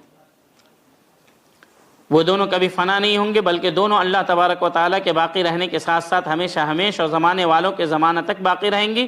اور آدم علیہ السلام بھی پیدا کی ہوئی باقی رہنے والی جنت میں تھے، یعنی آدم علیہ السلام پہلے جنت میں تھے، تو یہ نہیں کچھ لوگ، یہ اصل میں رد ہے ان لوگوں کے اوپر جو کہتے ہیں کہ آدم علیہ السلام جس جنت میں تھے وہ جنت ختم ہو گئی، اب دوسری جنت پیدا کی جائے گی۔ تو دو چیز پر رد ہے، ایک یہ کہ جس جنت سے نکالے گئے تھے وہی جنت ہوگی جس میں لوگ داخل کیے جائیں گے۔ دوسری چیز جو دوسرا شبہ ہے وہ یہ کہ جنت قیامت کے دن پیدا نہیں کی جائے گی، وہ پہلے سے پیدا کی جا چکی ہے، ابھی بھی ہے اور ہمیشہ باقی رہے گی۔ اور جنت کہاں ہے؟ اللہ کے عرش کے نیچے۔ جنت کی جو چھت ہوگی وہ اللہ کا عرش ہوگا۔ اور جہنم کہاں ہے؟ 7 تہ زمین کے اندر، سجین میں۔ اور جنتی اور جہنمی بات بھی کریں گے۔ یہ کیسے ممکن ہوگا؟ اللہ رب العالمین ہر چیز پر قادر ہے۔ 100 سال پہلے کوئی یہ تصور نہیں کر سکتا تھا کہ آپ 5000 6000 کلومیٹر دور بیٹھے اپنے گھر والوں کو یہاں بیٹھ کر کے دیکھ پائیں گے، لیکن انسان کی زندگی میں جب یہ ممکن ہے تو اللہ ہر چیز پر قادر ہے۔ وَصُنْعَ اللَّهِ الَّذِي أَتْقَنَ كُلَّ شَيْءٍ، اور اللہ کی جو بناوٹ ہوتی ہے، کاریگری ہوتی ہے، تمام چیزوں سے پختہ اور مستحکم ہوتی ہے۔ تو اللہ رب العالمین، جب ہم سائنسداں کی بات میں شک نہیں کرتے ہیں اور یقین کر لیتے ہیں جبکہ وہ ہمارے لیے خیر نہیں ہوتے ہیں، جو چیز وہ پیدا کرتے ہیں اس میں دونوں پہلو ہمارے لیے شر و خیر ہوتا ہے، تو پھر اللہ جو صرف بندوں کے لیے خیر ہی خیر چاہتا ہے، اس کی بات میں ذرہ برابر بھی شک کیسے کیا جا سکتا ہے؟ تو جنتی جہنمی بات کریں گے نا، جیسا کہ سورہ مدثر کے اندر ہے کہ وہ کہیں گے جنتی فی جنات یتساءلون، پوچھیں گے مجرموں سے ما سلککم فی سقر، جہنم میں کیوں چلے گئے، کس چیز نے تم کو جہنم میں داخل کر دیا؟ کہیں گے لم نک من المصلین، نماز نہیں پڑھتے تھے، ولم نک نطعم المسکین، مساکین کو کھانا نہیں کھلاتے تھے۔ آج بھی یہی ہے، کھانا بچ جاتا ہے زبالہ میں پھینک دیتے ہیں، لیکن غریب اور مساکین کو نہیں کھلاتے۔ کتنا انسان کا برباد ہوتا ہے۔ وَكُنَّا نَخُوضُ مَعَ الْخَائِضِينَ، بات کرنے والے آوارہ گردی کرتے تھے، ٹائم برباد کرتے تھے، پاس کرتے تھے، اپنے ٹائم کو، اوقات کو اللہ کے ذکر میں، اللہ کی عبادت میں، اللہ کے دین کے نشر و اشاعت میں نہیں لگاتے تھے۔ اسی طریقے سے جو اللہ کے دین کا مذاق اڑاتے تھے، مزید یہ کہ دین کے سلسلے میں الٹی سیدھی بات کرتے تھے، خوض کرنا اسی کو کہتے ہیں لایانی چیزوں کے اندر، ہم ان لوگوں کے ساتھ رہتے ہیں۔ اس کے بعد اس کا نتیجہ کیا ہوا؟ نماز چھوڑنے کا نتیجہ، مسکین کو نہ کھلانے کا نتیجہ، اور لایانی بات میں مشغول ہونے کا نتیجہ کہ قیامت کے دن کو ہم جھٹلا بیٹھے۔ فما تنفعهم شفاعۃ الشافعین، تو ایسے لوگوں کو کسی سفارش کرنے والے کی سفارش بھی فائدہ نہیں پہنچا سکتی۔ تو نماز جس قدر مضبوط ہوگی توحید کے بعد، اسی قدر دیگر تمام اعمال مضبوط ہوں گے۔ نماز مردوں کے لیے ضروری ہے کہ وہ مسجد میں آ کر کے باجماعت ادا کریں، اور یہی اصل ہے۔ اور خواتین کے لیے بھی وقت پر ہے، یہ نہیں کہ اب ان کے لیے جماعت نہیں ہے، فرض نہیں ہے تو اب جب چاہا پڑھ لیا، وقت پر ہی پڑھنا ہے، وقت پر ہی اس کو ادا کرنا ہے۔ اب یہ گھر کے کچن کے سارے کام کر لیا، مغرب کے بعد کھانا بنانا شروع کیا، مغرب ہو گئی، عشاء ہو گئی، اب بیٹ سونے کے لیے جا رہے ہیں تو اس سے پہلے وضو کر کے مغرب عشاء پڑھ لیا یا آخر وقت میں پڑھ لیا، نہیں، افضل وقت اول وقت ہے۔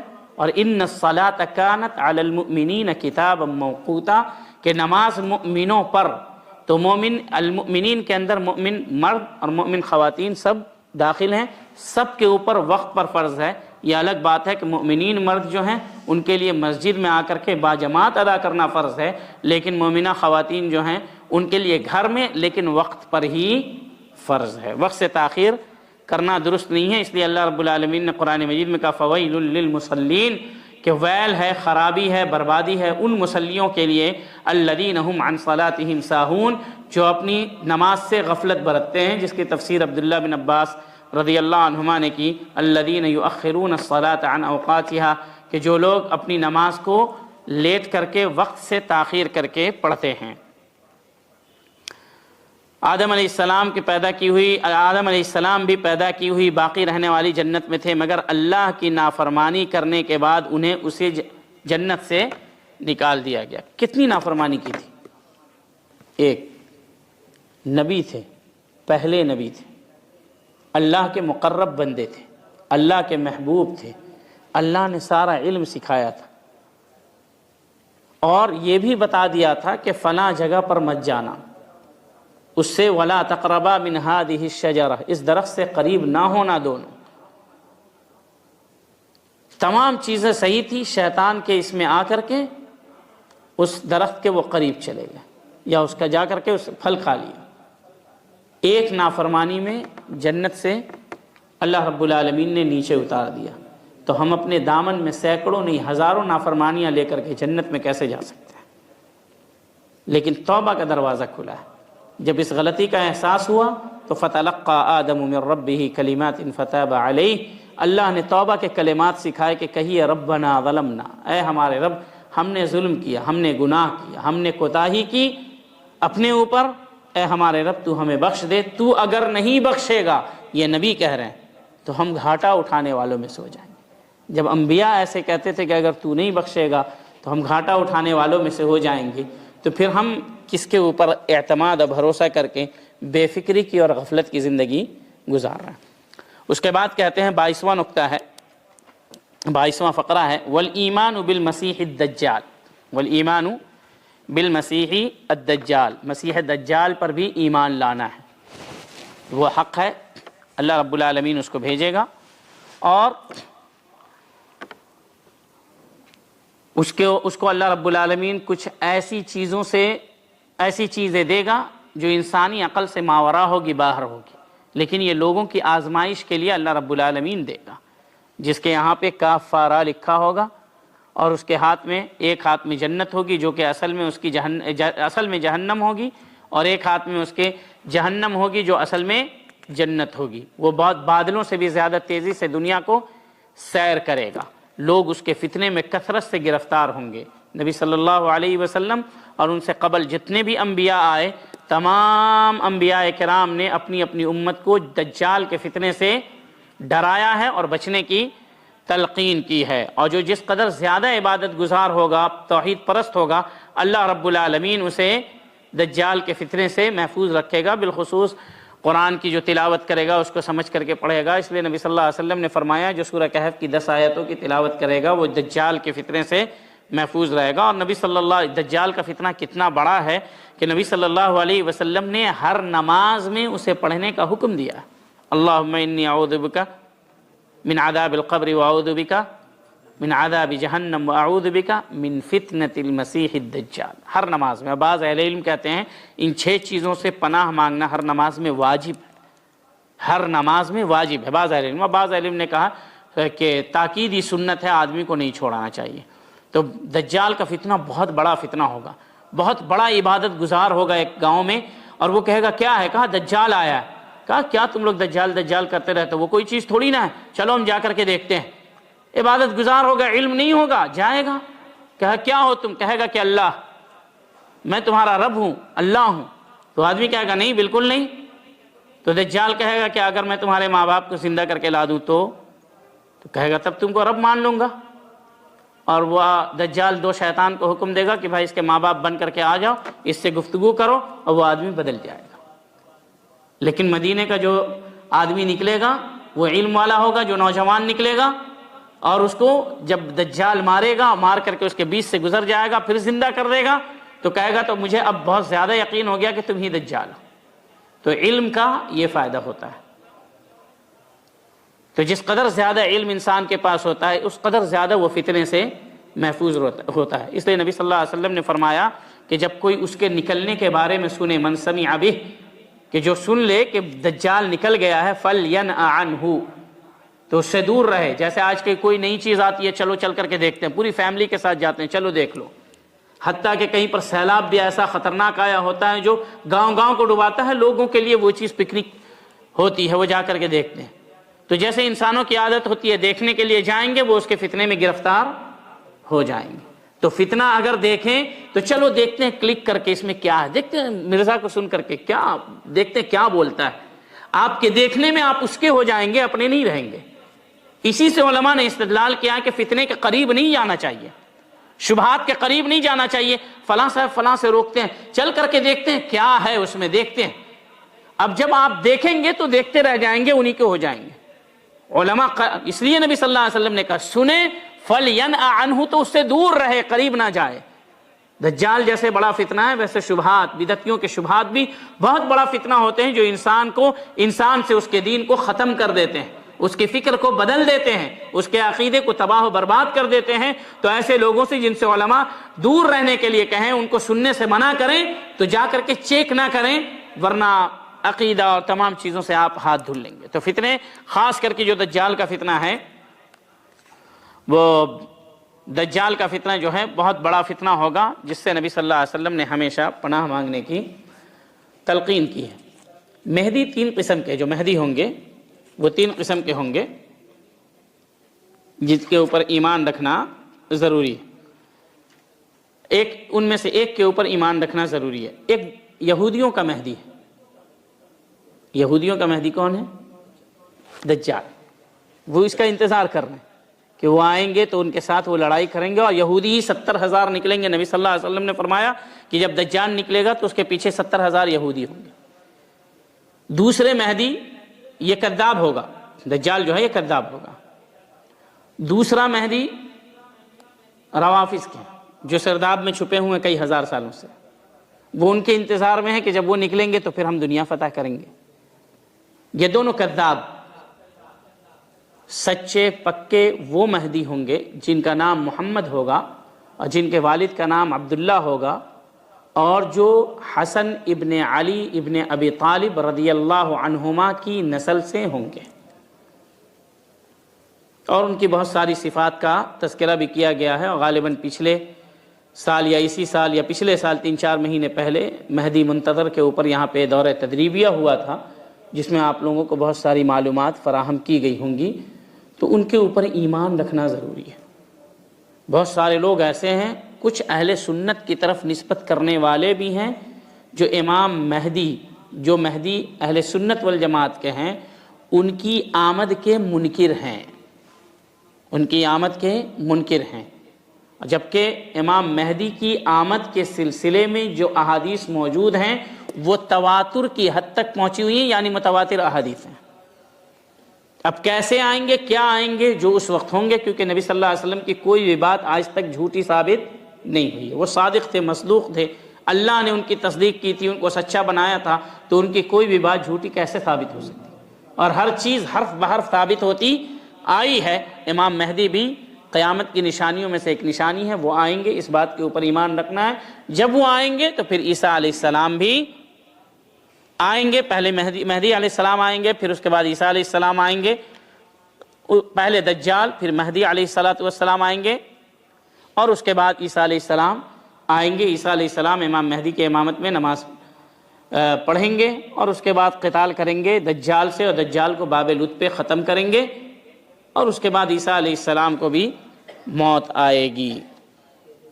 تو دجال کے اوپر ایمان رکھنا ضروری ہے۔ دجال کے اوپر ایمان رکھنا اس حیثیت سے کہ دجال ویسا ہوگا، گمراہ ہوگا، یعنی کہ وہ آئے تو اس پہ ایمان لے آئے۔ مطلب نبی کی اس بات پر ایمان رکھنا ہے کہ دجال کذاب کافر وہ آئے گا، اس بات پر ایمان رکھنا۔ بہت سارے لوگ اس کا انکار کرتے ہیں، بہت سارے لوگ، اس میں سے مولانا مودودی صاحب ہیں۔ مولانا مودودی صاحب کو تو جانتے ہوں گے، سارا فتنہ بر صغیر میں انہی کی کاشت، انہی کا بیج لگایا ہوا ہے، جو کھیتی ابھی پھل پھول رہی ہے۔ تو وہ انکار کرتے ہیں، کیوں؟ کہتے ہیں کہ یہ چیز، اس چیز سے، یا تمیم الداری رضی اللہ عنہ نے جو ذکر کیا، لمبی حدیث ہے، دجال کے بارے میں، اس کی صفات کے بارے میں ذکر کیا، صحیح مسلم کی روایت ہے۔ تو کہتے ہیں عقل اس چیز کو ماننے سے انکار کرتی ہے۔ اب نبی کی حدیث کے اوپر ایمان لانے کے لیے اللہ رب العالمین نے یہ نہیں کہا کہ پہلے عقل پر تولو، اللہ نے کہا وَمَا آتَاكُمُ الرَّسُولُ فَخُذُوهُ، نبی جو تمہیں دے،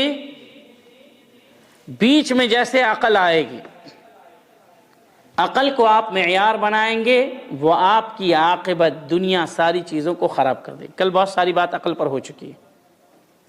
تو درایت اور عقل کی کسوٹی پر پرکھ کر کے مولانا مودودی نے بہت ساری احادیثوں کا انکار کیا، اور منکر سنت بھی تھے۔ جہاں صحابہ اکرام کے خلاف بولتے تھے، ان پر بدزبانی یا بد کلامی بھی کیا ہے، اور اس زمانے کے جو بڑے بڑے بدعتی اور بدعتیوں کے سردار گزرے ہیں، ان میں سے ایک تھے۔ تو مولانا مودودی اس کا انکار کیا کرتے تھے، اور ان کے ساتھ اور بھی بہت سارے لوگ ہیں جو انکار کرتے ہیں، لیکن ان کا اثر و رسوخ جو ہے زیادہ ہے۔ بہت سارے اہل حدیث بھی ان کے دام فریب میں گرفتار ہیں، بہت سارے، پورا کا پورا علاقہ ہی گرفتار ہے۔ تو ان کو بھی اس بات کو سمجھنا چاہیے کہ ان کے ہاں کوئی خیر نہیں ہے۔ جو خیر ان کے ہاں موجود ہے وہ خیر ان کے 1400 سال پہلے صحابہ کے ہاں، سلف کے ہاں موجود تھا۔ وہ والا خیر ان سے لینے کی ضرورت نہیں ہے، بالکل چھنا ہوا خیر جو صحابہ کے پاس ہے وہاں موجود ہے، وہیں سے لے لیجئے۔ جہاں جائیں گے خیر لینے کے لیے، شر کا کانٹا آپ کو پکڑ کر کے وہیں پہ رکھ لے گا، باقی خیر سے آپ پیچھے رہ جائیں گے۔ تو جو لوگ مولانا مودودی کی کتابوں کو پڑھنے کی تلقین کرتے ہیں، یا ان کی کتابوں کو داخل نصاب کیے ہوئے ہیں، یا تقسیم کرتے ہیں لوگوں کے درمیان، ان کو اس چیز کو سمجھنا چاہیے کہ اہل سنت والجماعت کا، سلف صالحین کا اس سلسلے میں کیا موقف تھا۔ اہل بدعت کی کتابوں کو پڑھنے کے سلسلے میں اہل سنت والجماعت کا کیا موقف تھا؟ موقف یہی تھا کہ ان کی کتابوں کو بالکل بھی نہیں پڑھنا ہے، اس سے دور رہنا ہے۔ اب دیکھیں، ایک حدیث ہے ترمذی وغیرہ کی کہ عمر رضی اللہ عنہ کتنے بڑے فقیہ تھے، کتنے دور اندیش تھے۔ نبی صلی اللہ علیہ وسلم نے کہا میرے بعد اگر کوئی نبی ہوتا تو عمر رضی اللہ عنہ۔ ان کے مشورے پر قرآن مجید کی آیت نازل ہو جاتی تھی۔ انہوں نے ایک مرتبہ تورات کا نسخہ اٹھایا ہوا تھا، تورات حق ہے، اس کے اوپر ایمان لانا ہے، لیکن جو تورات ان کے پاس موجود ہے اس بات پر بھی ایمان لانا ہے کہ وہ منسوخ شدہ ہے۔ تو تورات کا ایک نسخہ تھا، اسے پڑھ رہے تھے، اور نبی صلی اللہ علیہ وسلم کو کہہ رہے تھے کہ یہ تورات کا نسخہ ہے، اور نبی صلی اللہ علیہ وسلم کی طرف انہوں نے دیکھا نہیں۔ نبی صلی اللہ علیہ وسلم کے چہرے کا رنگ بدلتا چلا گیا۔ ابو بکر رضی اللہ عنہ نے کہا کہ کیا تم نبی کے چہرے کو نہیں دیکھتے؟ اس کے بعد نبی صلی اللہ علیہ وسلم انہوں نے تورات کا نسخہ دور کیا۔ اس کے بعد نبی صلی اللہ علیہ وسلم نے فرمایا لو کان موسیٰ حیا لما وسعہ الا اتباعی، اگر موسیٰ بھی زندہ ہوتے تو ابھی میرے متبعین میں ہوتے، میرے اوپر ایمان لانے والوں میں سے ہوتے۔ توریت جو آسمانی کتاب جس کے اوپر اجمالاً ایمان لانے کا حکم ہے، اس کو قرآن کی اس کو پڑھنے سے نبی صلی اللہ علیہ وسلم نے منع ہی نہیں کیا بلکہ اس پر غصہ ہو گئے۔ تو پھر وہ کتابیں جس کے اندر بہت ساری بدعات کا، صحابہ کرام کے خلاف، ان احادیث رسول کے خلاف ذکر ہو، بدعات کا ذکر ہو، صحابہ کے خلاف ذکر ہو، ان کتابوں کو پڑھنے کی کوئی تلقین یا اس کی طرف اس کی توجیہ یا اس کی طرف رہنمائی کیسے کر سکتا ہے؟ تو بالکل یہ جائز نہیں۔ امام احمد رحمہ اللہ وغیرہ کہتے تھے کہ ایسی کتابوں کو جلا دینا چاہیے، ایسی کتابوں کو جلا دینا چاہیے۔ تو ان کی کتابیں پڑھنا بالکل بدعتی، کوئی بھی بدعتی اس کی کتاب پڑھنا، ان کی تقریر سننا، ان کے کیسٹیں سننا بالکل درست نہیں ہے، اور اس بات پر سلف صالحین کا اتفاق ہے، صحابہ اکرام کا بھی اتفاق ہے۔ کسی ایک صحابی نے بھی ایسا نہیں کہا ہے کہ صحابہ اکرام کے زمانے میں بدعتی موجود تھے یا نہیں تھے، نا، خوارج تھے، قدریہ تھے اور روافض تھے۔ کیا کسی ایک صحابی نے یہ کہا کہ خوارج کے بارے میں تو نبی صلی اللہ علیہ وسلم نے کہا بڑی اچھی نماز پڑھنے والے ہوں گے، بڑا اچھا قرآن پڑھنے والے ہوں گے، اس لیے نماز اور قرآن جو اچھا پڑھنے والے ہوں گے جا کر کے ان سے سیکھ لو یا ان کو دیکھ کر کے سیکھو؟ سختی سے منع کیا۔ اور تمام صحابہ کرام کا، ان کے بعد سلف صالحین کا اس بات پر اتفاق ہے کہ نہ اہل بدعت کی کوئی کتاب پڑھی جائے گی، نہ ان کو سنا جائے گا، اور نہ ان کی مجلس میں بیٹھا جائے گا۔ اب آج کے زمانے میں یہ میزان و معیار بدل گیا ہے، تو لوگوں کا معیار کچھ ہو۔ ہمیں کل کتنا ذکر کرتے ہوئے آئے قرآن اور احادیث، ہمیں جو بات ماننے، جس چیز کا حکم ملا ہے وہ یہ کہ ہمیں جو بھی ایمان لانا ہے اس طریقے سے جیسے کہ صحابہ نے نبی صلی اللہ علیہ وسلم پر ایمان لا کر کے دکھایا۔ ہمارے لیے جو معیار ہے ایمان لانے کا وہ صحابہ کرام، اور صحابہ کرام کا منہج، مسلک، موقف یہ تھا کہ بدعتیوں سے بالکل لی دوری اختیار کرنی ہے، نہ ان کی کوئی بات کو سننا ہے، نہ پڑھنا ہے، نہ ان کے ساتھ اٹھنا بیٹھنا ہے۔ والایمان بنزول عیسی ابن مریم، عیسیٰ علیہ السلام آئیں گے، کیونکہ وہ زندہ تھے، اٹھا لیے گئے تھے، اس بات پر ایمان رکھنا ہے۔ کیسے اٹھائے گئے تھے اس چیز کی تفریق ضرور رکھیں، کیونکہ بعض قادیانی شبہ جو ہے وہ اس طریقے سے ہی پھیلاتے ہیں۔ وہ کہیں گے آپ کے پاس آئیں گے، خاص کر کے ساؤتھ انڈیا میں کچھ جگہوں پر وہ آتے ہیں اور کہتے ہیں کہ ہم عیسیٰ علیہ السلام پر ایمان رکھتے ہیں کہ وہ آئیں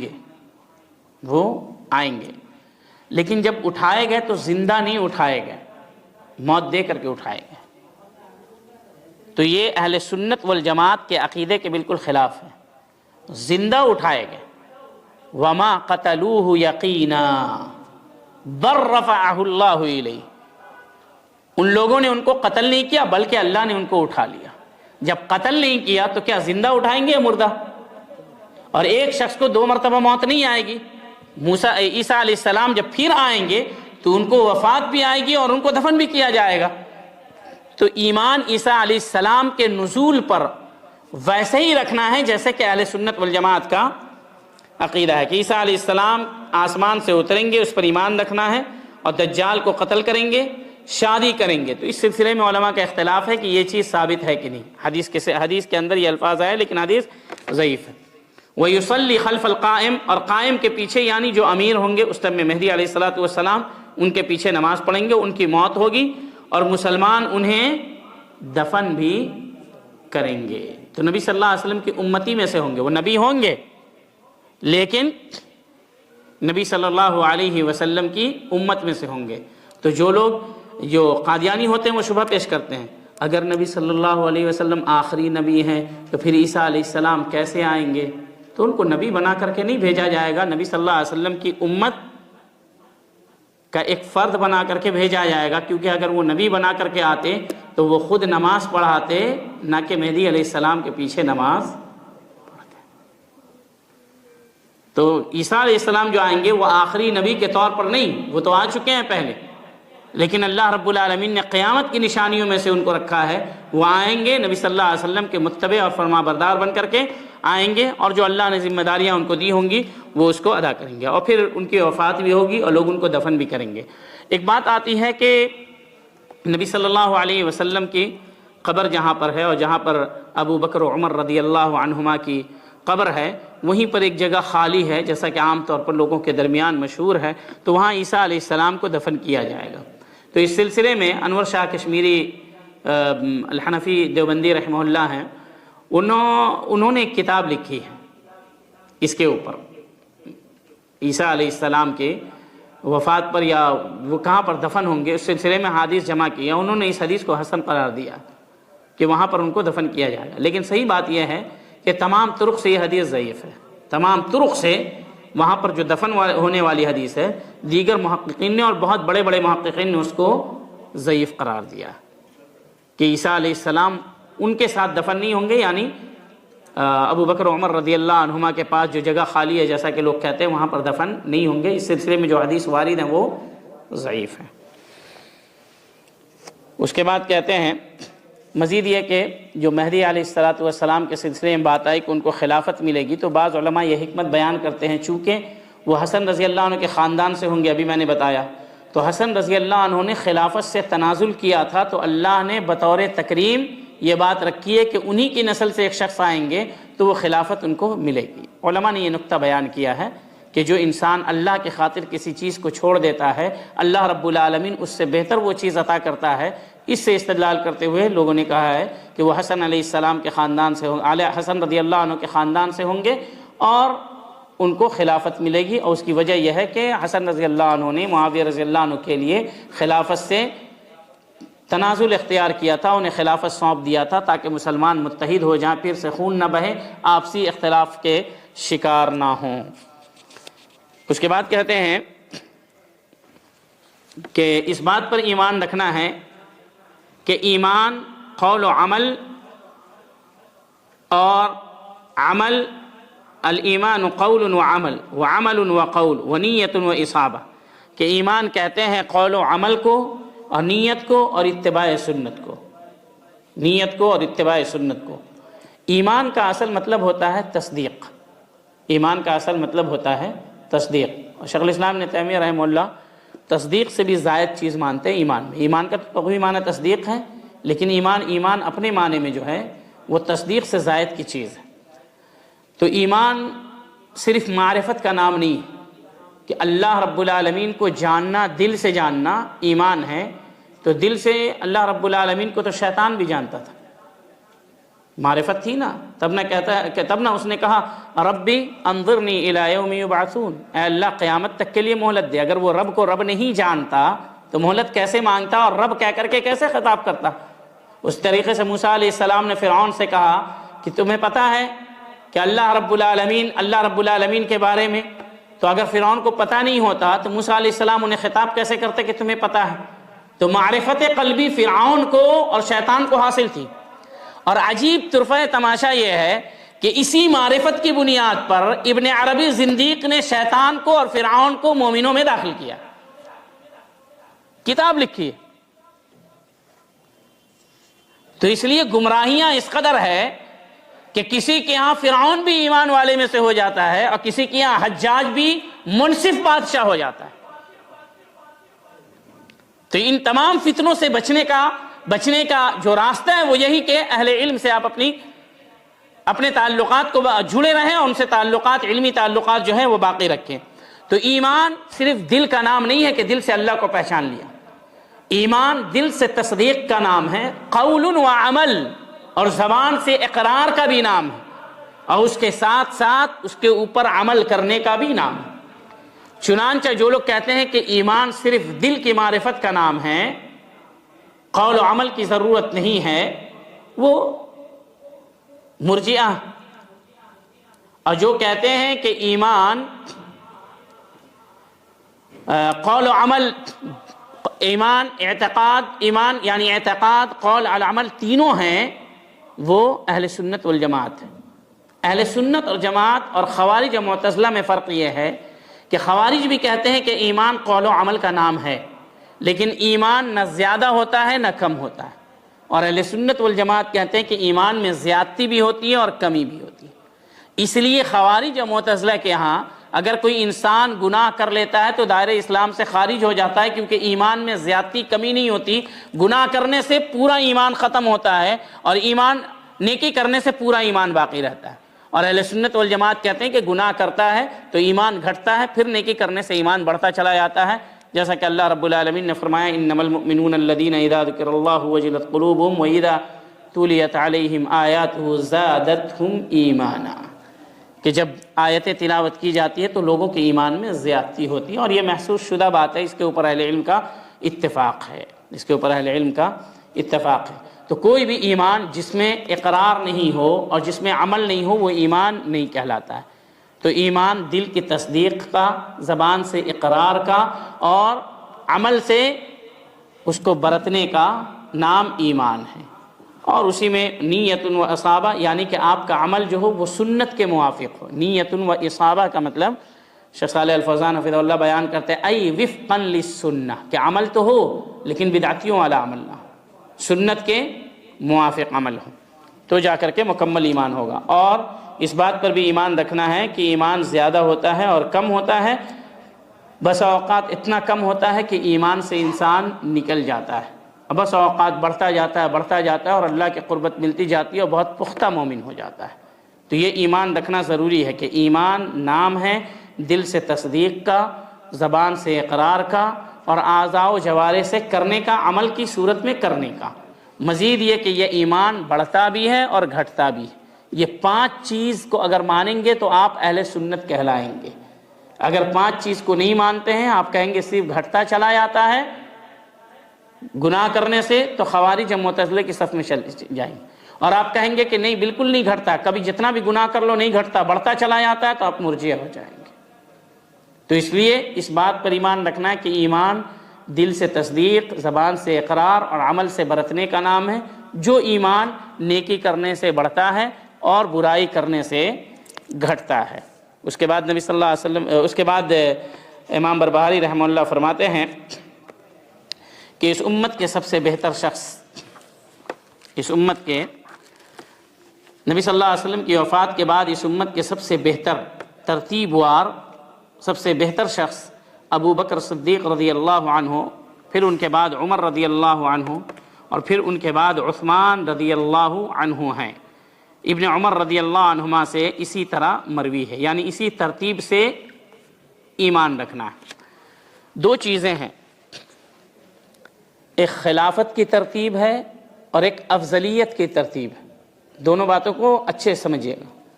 ایک خلافت کی ترتیب ہے، جیسے پہلے خلیفہ ابو بکر، دوسرے خلیفہ عمر، تیسرے خلیفہ عثمان، چوتھے خلیفہ علی رضی اللہ عنہم اجمعین.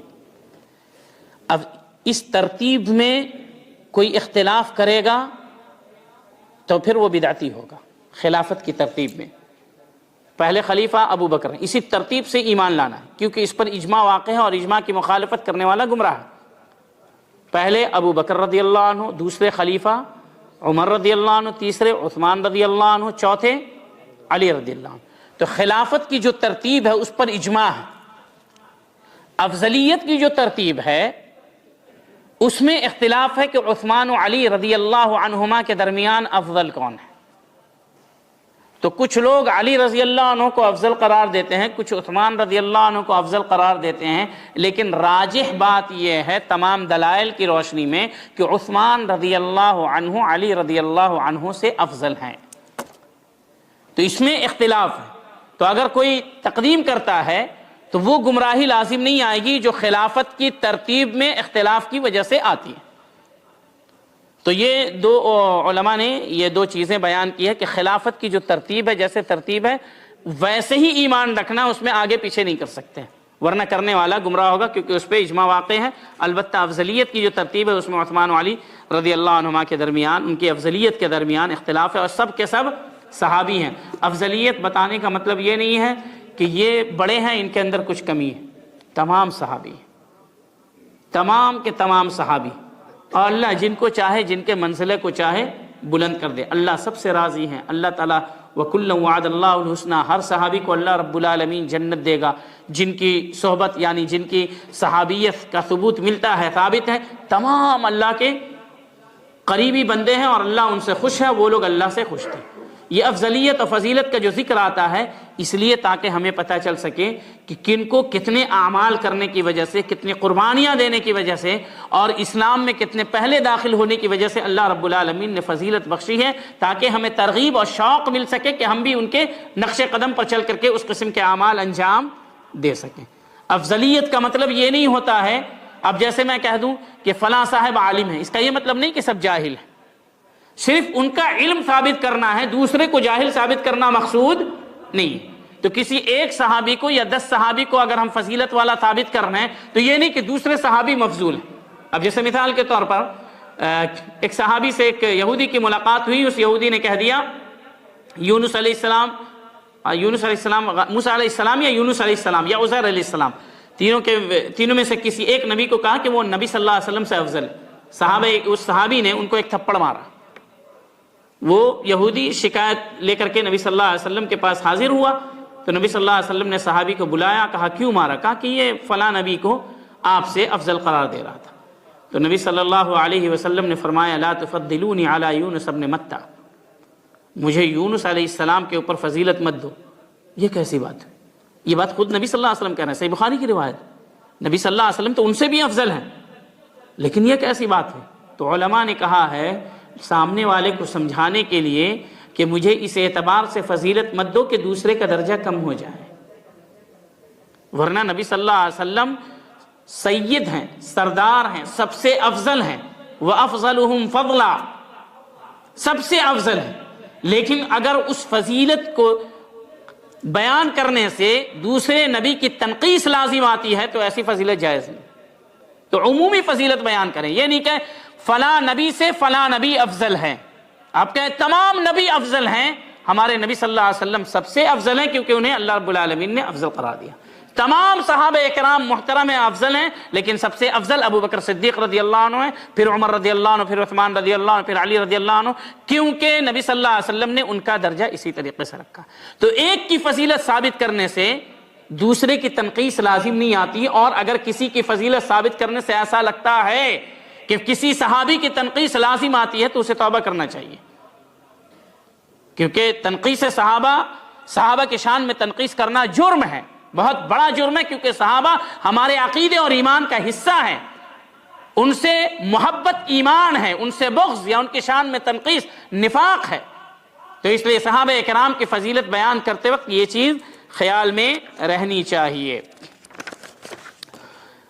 اور کہتے ہیں عبداللہ بن عمر رضی اللہ عنہما سے مروی ہم کہتے تھے درا حالانکہ رسول اللہ صلی اللہ علیہ وسلم ہمارے درمیان ہوتے تھے کہ بے شک رسول اللہ صلی اللہ علیہ وسلم کے بعد لوگوں میں سب سے بہتر ابو بکر عمر اور عثمان رضی اللہ عنہم ہیں. نبی کریم صلی اللہ علیہ وسلم اسے سنتے تھے مگر اس کا انکار نہیں کرتے تھے. تو یہ حدیث تقریری ہوئی کہ نبی صلی اللہ علیہ وسلم کے سامنے یہ کہا جاتا تھا یا اس زمانے میں کہا جاتا تھا نبی صلی اللہ علیہ وسلم کی موجودگی میں، اور نبی صلی اللہ علیہ وسلم اس پر نکیر نہیں فرماتے تھے. تو گویا نبی صلی اللہ علیہ وسلم کی تقریر ہوئی، اقرار کیا نبی صلی اللہ علیہ وسلم نے، اور یہ چیز حدیث سے ثابت ہوئی کہ تینوں صحابہ کرام افضل ہیں. ان کے بعد علی رضی اللہ عنہ کا درجہ آتا، پھر ان کے بعد لوگوں میں سب سے افضل علی، پھر طلحہ، پھر زبیر، پھر سعد، پھر سعید، پھر عبد الرحمن ابن عوف اور ابو عبیدہ ابن الجراح رضی اللہ عنہم ہیں. یہ تمام لوگ خلافت کے لائق تھے. پھر ان حضرات کے بعد لوگوں میں سب سے افضل رسول اللہ صلی اللہ علیہ وسلم کے صحابہ یعنی پہلی صدی کے لوگ ہیں جن میں رسول اللہ صلی اللہ علیہ وسلم کی بعثت ہوئی تھی. اولین مہاجرین اور انصار رضی اللہ عنہم یہ وہ لوگ ہیں جنہوں نے دونوں قبلوں کی جانب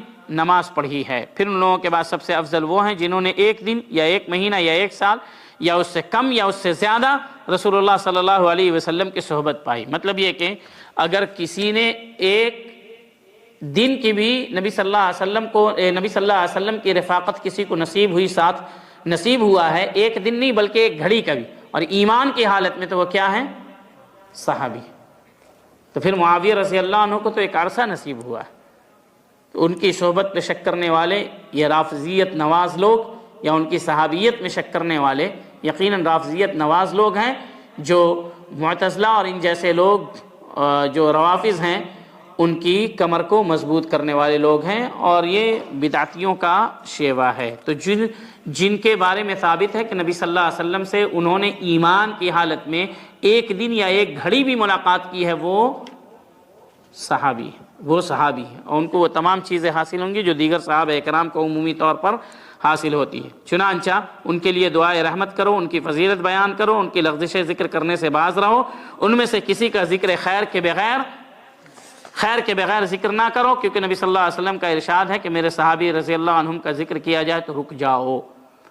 سفیان ابن عیینہ رحمہ اللہ فرماتے ہیں جس نے رسول اللہ صلی اللہ علیہ وسلم کے صحابہ رضی اللہ عنہم کے خلاف ایک لفظ بھی بولا وہ ہوا پرست ہے. انشاءاللہ ہم مغرب کے بعد دوسری نشست میں بقیہ نکات کو مکمل کریں گے انشاءاللہ. جزاکم اللہ خیر.